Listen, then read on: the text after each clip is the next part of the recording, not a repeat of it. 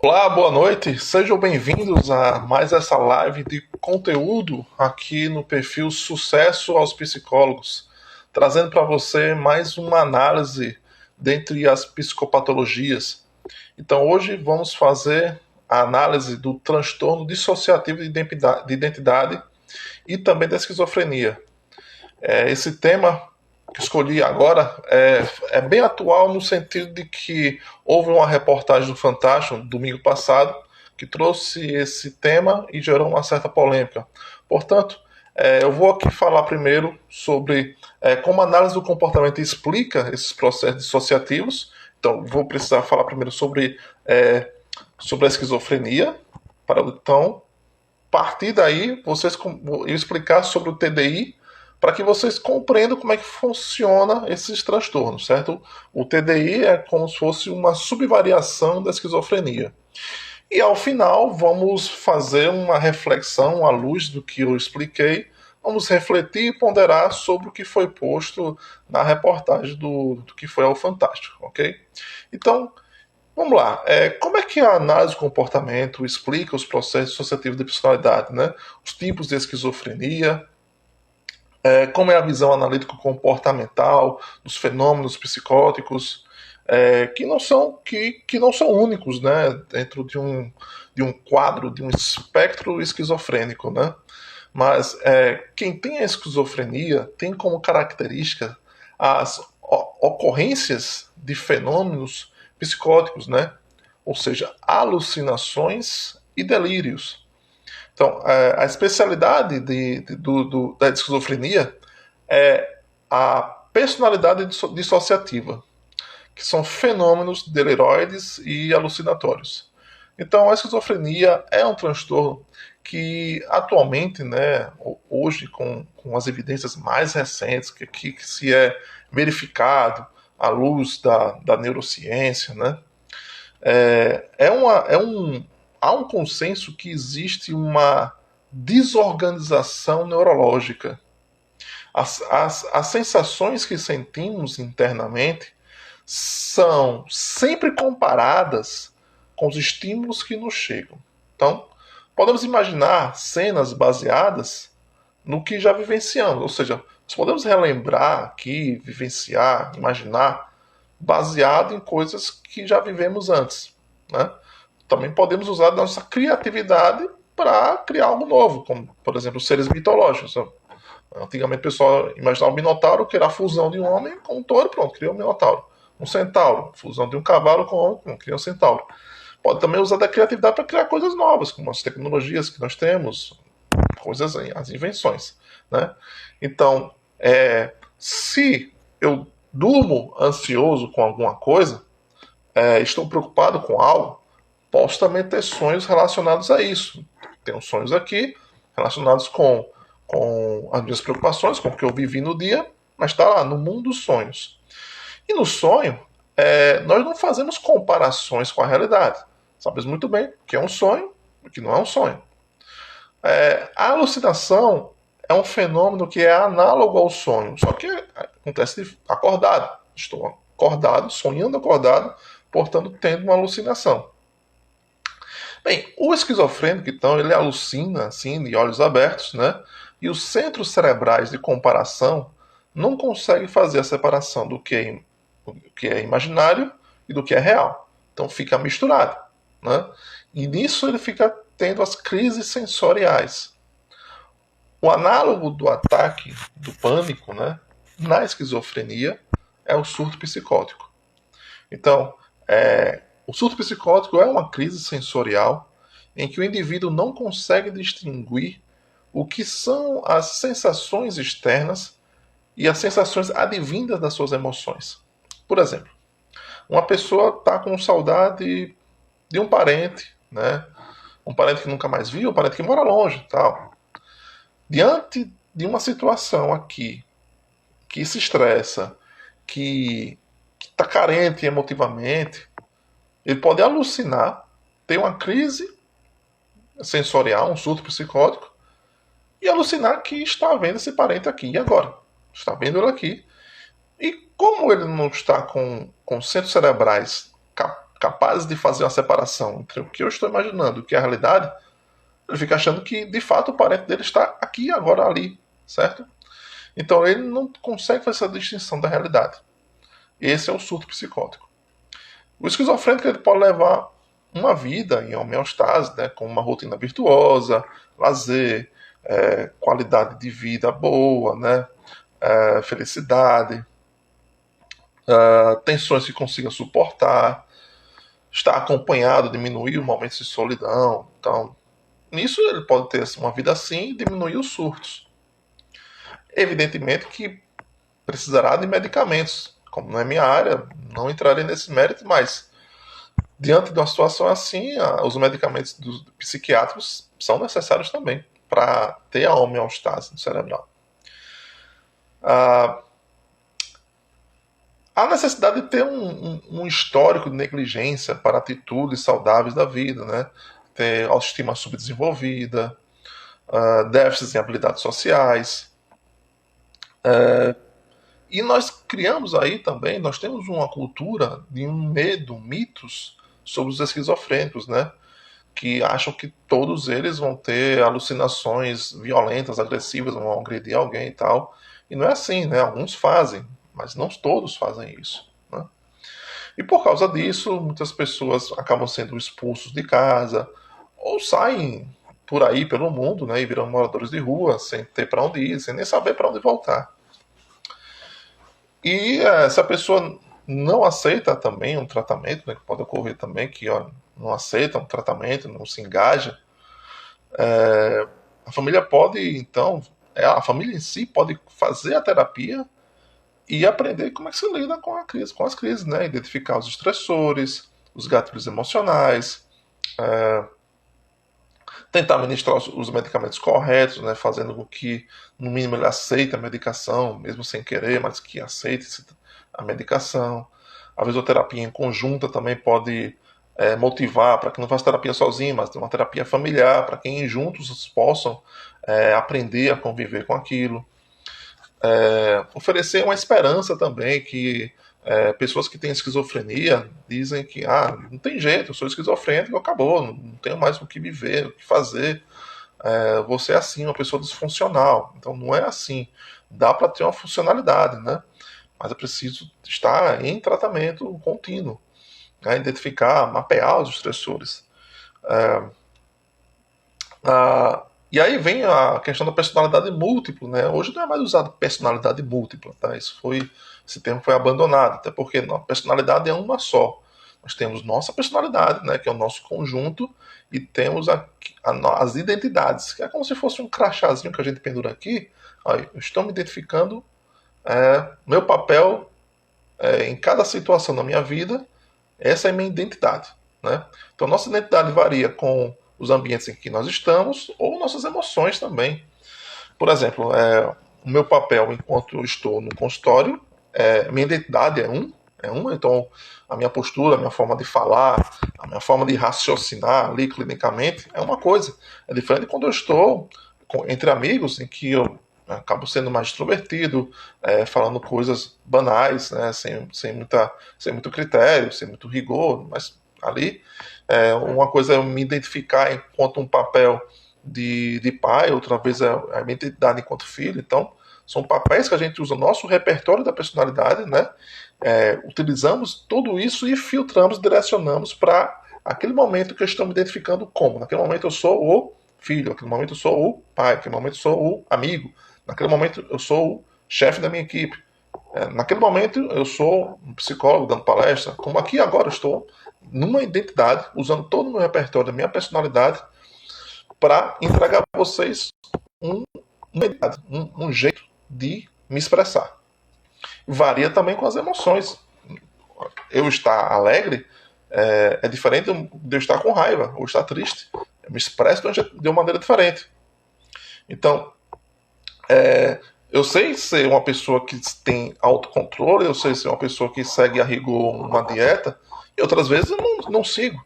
Então, são identidades que a gente vai assumindo. Então, o TDI, que é o transtorno de déficit de identidade, é o tipo de esquizofrenia em que a pessoa, sob o efeito de um surto psicótico, Atenção, agora esse ponto é crucial. Alucina ser uma outra pessoa. É uma alucinação identitária. Se lhe perguntarem para falar de você, por exemplo, você tem muito a falar de si, né? Mas você vai selecionando o que vai querendo descrever. Então, quem tem essas múltiplas identidades vai selecionando, ó, essa personalidade aqui é o sério, essa personalidade aqui é o fitness, essa personalidade é o controlador, e por aí vai. Mas é tudo eu, é tudo o meu jeito. Mas isso só acontece diante de um surto psicótico, que então a alucinação é voltada para dentro de si. Ou seja, eu alucino em minhas identidades. Então agora imagine então um esquizofrênico que diante de uma situação que gostaria de enfrentar, não consegue enfrentar porque lhe falta um repertório de enfrentamento. Então ele alucina ser uma outra pessoa que consegue fazer o que não consegue. Não tem medo, tem travas e tudo mais. Então, como um exemplo assim, se a pessoa precisa ser assertivo com o chefe do trabalho. Pô, preciso falar um negócio, mas não tenho coragem, tenho trava, tenho medo tal. Mas ela sabe se posicionar, até porque em terapia a gente pode fazer, criar scripts de se posicionar. Como é que você vai falar com o seu chefe para solicitar aquilo que é um direito seu e tudo mais? A gente treina scripts na terapia. Vamos supor que a pessoa não faz terapia, diante de uma situação dessa, não sei o que fazer. Então ela troca de identidade, assumindo um papel em que tem capacidade de fazer. E tem por quê? Porque eu já vi alguém fazendo. Porque eu já vi no filme, eu conheço fulaninho que é bem assertivo, eu sei como fazer. Então, eu trago da minha personalidade repertórios para que eu assuma uma identidade de enfrentamento e ir lá e falar com o chefe que eu quero falar, mas ainda sou eu. Eu estou trazendo o meu intelecto, eu estou trazendo a minha capacidade de argumentação, estou trazendo minha capacidade de enfrentamento do melhor jeito, do jeito mais refinado para aquela situação ali. Então o esquizofrênico, ele, diante dessa situação estressante, dá um surto psicótico e alucina voltado para si em sua identidade, criando uma outra personalidade. Personalidade não, uma outra identidade. Uma outra forma de agir. Constrói-se aí um alter ego, né? Com outras características que, na maior parte do tempo, a identidade primeira não consegue atuar daquele jeito. E aí pode ter várias, né? Cada um faz uma coisa, cada um tem o seu papel. Então, a verdade é que o tratamento ocorre entre os surtos psicóticos, para que o paciente vá desenvolvendo habilidades psicológicas que garantam mudanças de vida, ofereça orientação familiar, identificando gatilhos para que não surte novamente, aumentando a autoestima, desenvolver habilidades sociais, habilidades ocupacionais, se sentir produtivo, autossuficiente, ter autonomia. Então, o esquizofrênico pode até conseguir angariar, pela lei, se aposentar, né, conseguir provimentos, porque não consegue ter capacidade de laboral assim, assertiva, firme, todos os dias, com aquele compromisso. Mas fazer com que não produza nada no trabalho, não tenha ocupação, aí ao contrário, vai prejudicar o quadro. Então a intervenção é o que a análise contextual, funcional vai te dar, né? Se mapear todas as circunstâncias que são frustrantes, carentes, aversivas, estressoras, vai desenvolver todo um repertório para cada situação dessa, para enfrentar essas realidades.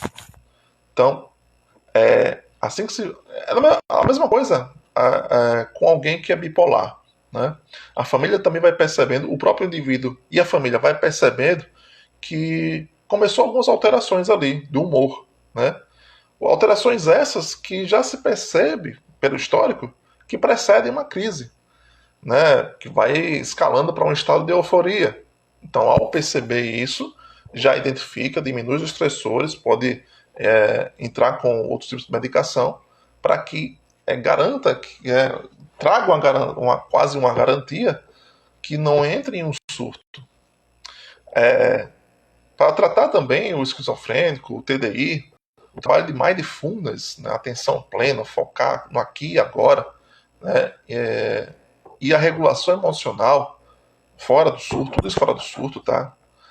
São essenciais para isso. Então, trabalhar também com a exposição de gatilhos eliciadores que desencadeiam o surto leve. Então, vamos expor a um gatilho leve, que não leve a uma crise, mas que já gera um estresse. E daí faz um trabalho de desensibilização, de regulação emocional, de um mindfulness, para que vá permitindo que essas sensações venham.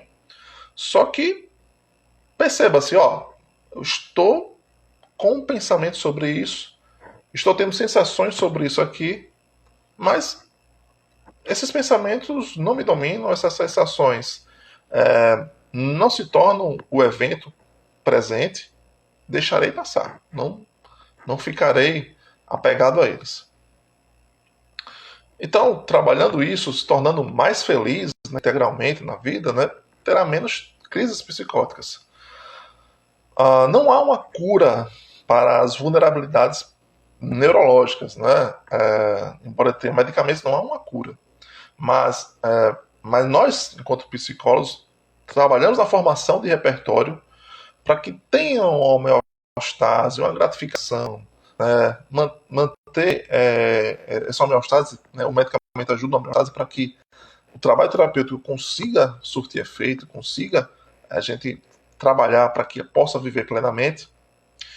E como existe um espectro desse transtorno, então pode haver necessidade de internação por algum tempo, né? Até que se regule novamente, volte a um equilíbrio e retornar à vida. Mas se a vida a qual retornar, o ambiente, a família, ela mesma, for a mesma coisa que antes, a tendência é que retorne, né, a ter uma crise. Então, dito isso, gente, essa foi a explicação do transtorno associativo de identidade, do TDI, ali, mais a esquizofrenia também, que são explicações conjugadas. E agora eu vou fazer uma breve análise, né, algumas ponderações sobre o que nós vimos na reportagem. Primeiro que a personalidade, né, é uma só, então não existe troca de personalidade, que isso pode alterar as identidades. Então, geralmente são mudanças sutis, na maioria dos casos, né, são mudanças sutis. O tipo de alteração que vimos é chamado de possessão, ou seja, o que a gente viu na reportagem é uma mudança total de comportamento, de jeito de falar, de postura. Então a gente chama isso, dentro da análise de comportamento, de possessão, não é possessão espiritual, tá? Que aliás a gente vê muitos comentários dizendo, isso aí é espírito, isso aí são as vidas passadas que estão encarnando ao mesmo tempo, né? Então querem dar explicações espirituais para aquilo que já está catalogado, né? Explicações médicas, explicações psicológicas. Então não adianta partir para isso, vou dar uma explicação espiritual aqui, se nós temos explicações mais materiais aqui, tá? Então, o que leva a desconfiar de tantas trocas, né, de possessão, né, que fica durante uma conversa, durante a reportagem ali, fica toda hora mudando. Geralmente são questões involuntárias. Geralmente isso causa um prejuízo, geralmente são diante de surtos, como eu já mencionei. Diante de um surto psicótico que a pessoa alucina e tem uma crise de identidade consigo mesma, uma alucinação da sua identidade. Mas ficar trocando do nada parece um diagnóstico de uma outra coisa. Então, e vamos falar sobre isso daqui a pouquinho, mas o tratamento que foi falado na reportagem vamos integrar as personalidades. Isso não é mais falado sobre integrar personalidades, não é por aí.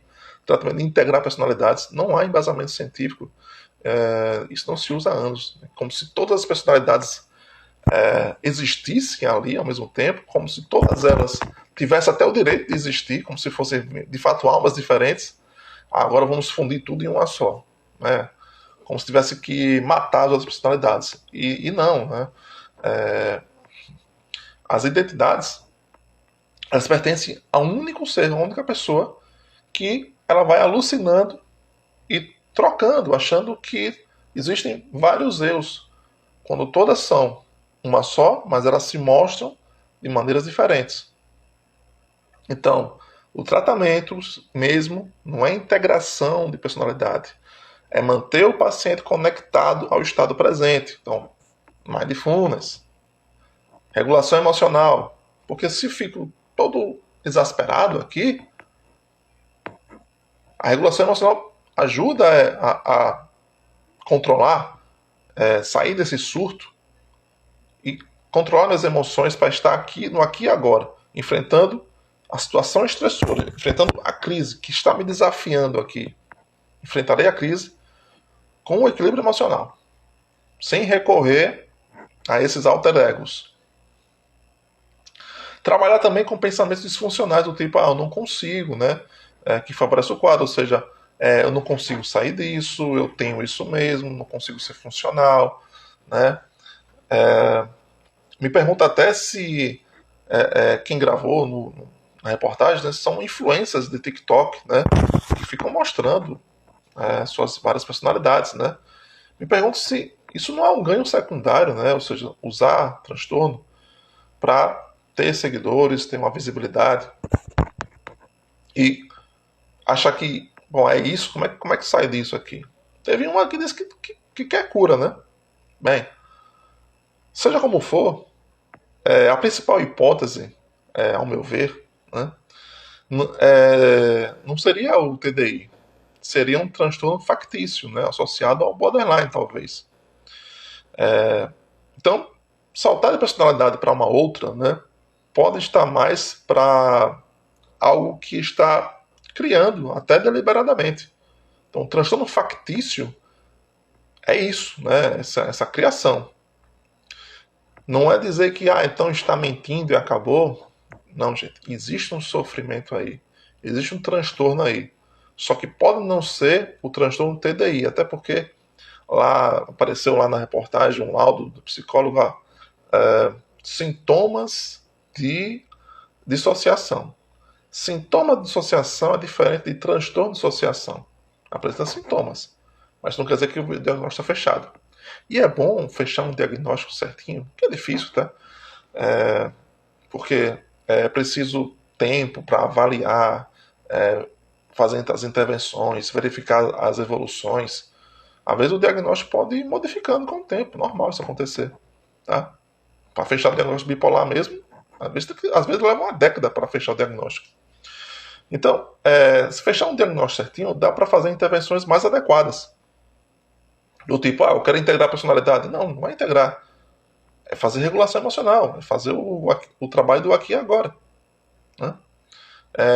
Entender que, até de repente, ela pode fazer como pessoas que incorporam espíritos, né? Eu incorporo o espírito tal, aí se comporta do jeito tal.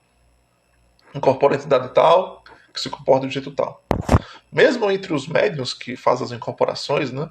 Mesmo entre eles, eu já vi eles dizerem que existem aqueles que não incorporam os espíritos. Tem alguns que fingem incorporar ou se iludem, se enganam achando que estão incorporando, mas na verdade não estão conseguindo. Então é também um trabalho de uma autossugestão, uma auto-hipnose, em que a pessoa, ao saber que existe um trejeito, né, um jeito de agir de uma entidade tal, de um espírito tal, como eu já vi fazer de outras pessoas, e eu imagino que é desse jeito, sem querer, intuitivamente, numa autossugestão, acaba incorporando esse jeito de ser. Mesmo sem querer, mesmo sem intencionalidade. Então, também é uma forma também de analisar se é por aí também. Esse achar que existem várias pessoas aqui na sala de conferência interna, todas elas despertas e observando o mundo como se existisse ao mesmo tempo. Então, não faz muito sentido à luz do que é a TDI, à luz do que é uma esquizofrenia. Não faz muito sentido por aí, entendeu? Então, o TDI é 1% da população, e olhe lá que pode haver falsos diagnósticos precipitados, né? Estar errados aí. Então, é 1% da população, ou seja, equiparado aí a uma esquizofrenia. E quando a gente. E a possessão é menos ainda, tá? O jeito que faz de uma troca total assim é menos ainda. Desses 1% é menos ainda a ocorrência. O problema que eu vejo é que quando se vai no TikTok da vida, né? Muitos seguidores acabam dizendo, eu me identifico com esse negócio aí, eu acho que eu também sou. Aí vão surgindo autodiagnósticos e, e esse 1% que é a incidência mundial, todo mundo tem agora? Pode também ocorrer de, como os jovens são muito influenciáveis, né? Então vou adotar isso aqui também, então vou assumir aqui outras personalidades para me mostrar de um jeito que agora eu sou assim, agora eu sou assado, isso aqui não sou eu, isso agora é outro. E vai fazendo esse movimento de até uma fuga esquiva. Ou também, várias possibilidades, ou também de uma convocação da atenção do outro, né? Convocar o amor do outro. Faz parte também do tratamento fazer essa resolução cognitiva de que o paciente pode receber o amor das pessoas sem precisar de artifícios para isso. Eu posso receber atenção, mas sem precisar usar de outros artifícios. Então, também perigoso uma certa romantização dos transtornos. Pessoas, às vezes, romantizam o TDAH inteligente, o autismo também é o mais inteligente de todos. Múltipla personalidade também tem suas vantagens, enfim. Essa romantização também pode gerar problemas. Pessoas agora vão querer assumir um transtorno mental agora. Então, é isso, essa questão de alter egos despertos, é isso que eu queria falar. Não existe esse tal de headspace, né, onde os alters se reúnem ali. Não há evidência sobre isso. A gente vê os comentários de influências sobre teorias que são espíritos, né? Então isso também acaba sendo um engano, porque então vamos supor que existam espíritos mesmo, tá? Não é a minha crença, mas respeitando a crença dos outros que existem os espíritos que influenciam, eu lhe pergunto como é que você vai conseguir ter certeza de diferenciar quando é espírito ou quando é um transtorno mental? Porque os sintomas são os mesmos. Você não tira nem põe. Se der medicamento, resolve. Né? Se fizer tratamento psicológico, né? Resolve. Os sintomas são iguais. Como é que você vai saber quando é uma coisa e outra? Então, meu ponto de vista é que isso, se você dá uma explicação que foge da linha científica, a tendência é que a situação se agrave, que retarde o tratamento verdadeiro. A mesma coisa se der um diagnóstico precipitado, vai dificultar o tratamento mais adequado. Então, preciso um engajamento, sempre rever os sintomas, as manifestações, para saber se o transtorno é esse mesmo ou se é outro, né? Ou se é outro transtorno aí que certamente há um sofrimento, eu não tenho dúvidas que há um sofrimento aí, seja qual for o diagnóstico, e fazer o tratamento adequado. Então é isso, gente. Essa live eu quis trazer, né, essa explicação do que é o TDI, porque pode ter ficado confuso na reportagem, mas trazendo aqui à luz do que os estudos, do que a ciência do comportamento traz, é isso. Em resumo, né? O TDI é a variação da esquizofrenia que, diante de uma fonte estressora, tem um surto psicológico e a alucinação. Aí vai ser uma alucinação para o externo, que eu visualizo coisas, ouço coisas de fora, vejo coisas lá fora, eu alucino voltado para a minha própria identidade e me imagino como uma outra pessoa, com outro nome, com outro trejeito, com outra fala, mas tudo ainda faz parte da minha personalidade, ainda faz parte de mim. E o tratamento vamos fazer essa regulação emocional e focar no aqui e agora. É isso, pessoal. Agradeço então por estar aqui acompanhando esse vídeo. Lembrando que no perfil Sucesso aos Psicólogos, lá tem outras explicações de outras psicopatologias e também protocolos de tratamento, certo? Então é isso, até a próxima.